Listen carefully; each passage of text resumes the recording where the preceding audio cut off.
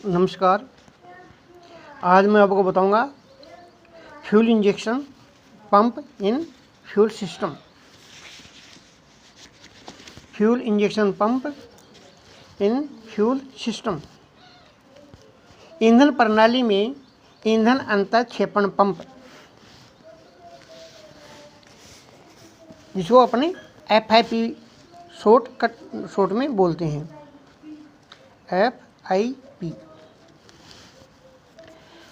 FIP। इसके बारे में मैं आज आपको अवगत कराऊंगा। तो फंक्शन ऑफ FIP।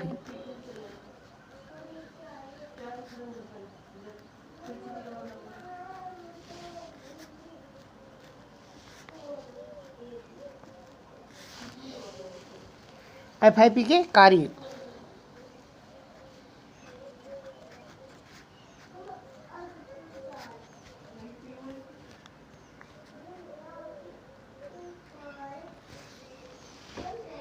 ईंधन अंतःक्षेपण पंप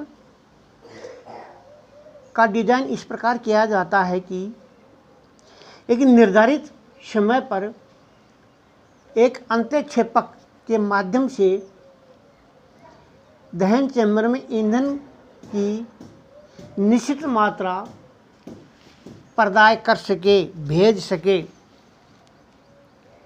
यानी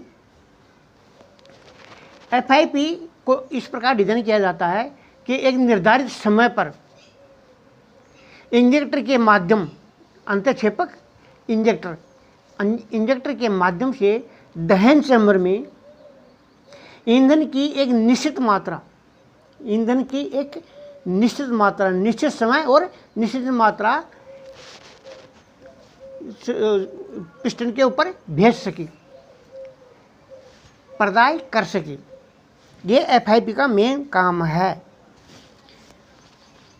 अब FIP के प्रकार, टाइप्स ऑफ FIP।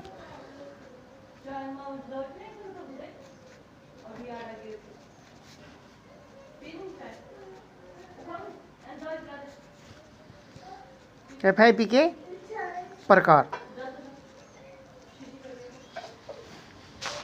FIP दो प्रकार की होती है, इनलाइन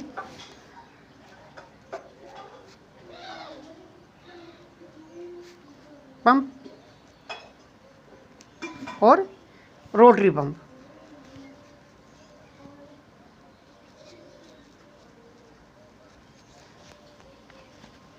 इनलाइन पंप अपनी वर्कशॉप के अंदर देखा होगा। रोटरी पंप अपने वर्कशॉप में नहीं है। तो इनलाइन पंप में इंजन के प्रत्येक सिलेंडर के लिए बैरल समुच्चय और एक प्लंजर होता है। समुच्चयों को एक बेसन में समूहित किया जाता है जो इंजन ब्लॉक के सिलेंडर के समान होता है। ईंधन अंतःक्षेपण पंप FIP के वितरक और घूर्णी टाइप का एकल पंप अव्यय एलिमेंट होता है। एक सिंगल एलिमेंट होता है किसमें, रोटरी टाइप में, जो सिलेंडर को ईंधन सप्लाई करता है।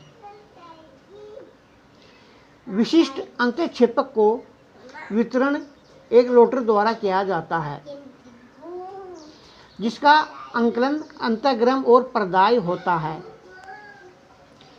निकास की उपयुक्त संख्या के लिए बारी बारी ऐसा रोटर और बोर से विद्युत छिद्रों और बेलनीय प्लंजर की सहायता से किया जाता है।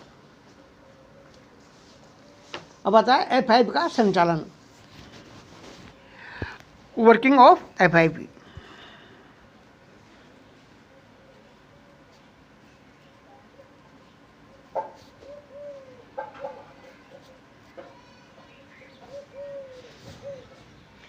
FIP का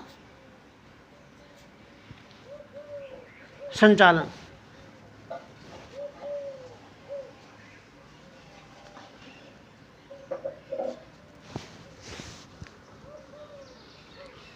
जब प्लंजर तल स्थित होता है, यानी BDC, जब प्लंजर तल स्थित होता है तो ईंधन प्रदाय पंप से बैरल के अंतर्गम मुक्के के माध्यम अंतर्गम मुक्के का मतलब अंतर्गम मार्ग के माध्यम से बैरल में प्लंजर के ऊपर स्थान को भर देता है।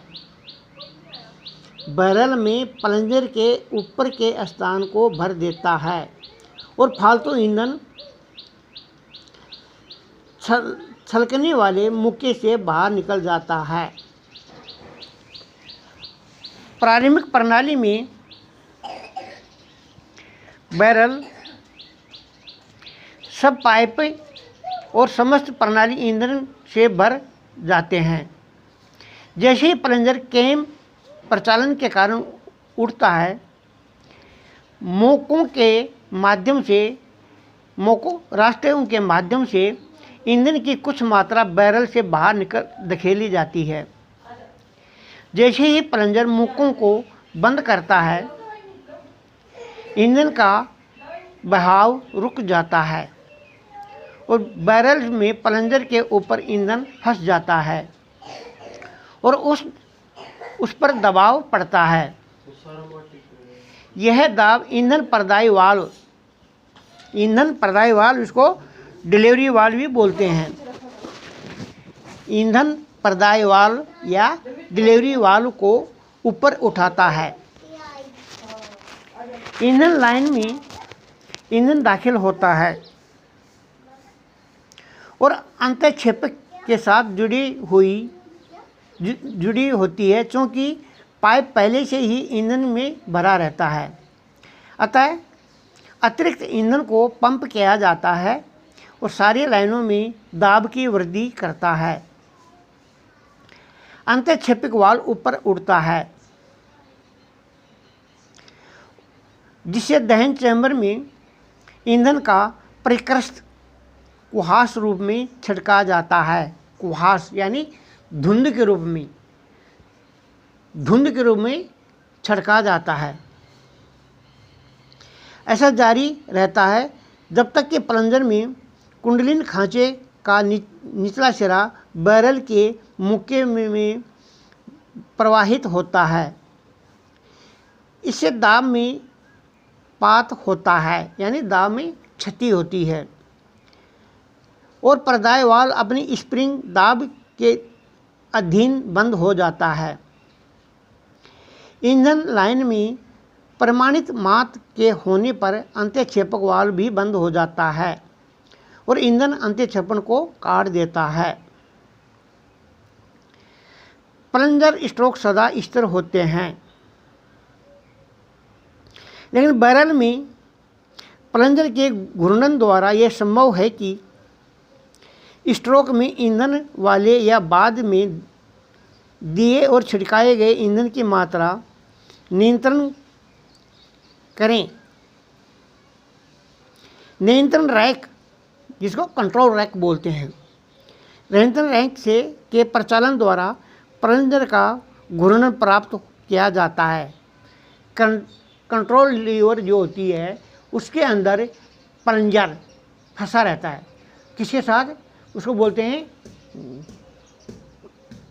कॉन्टैक्टर।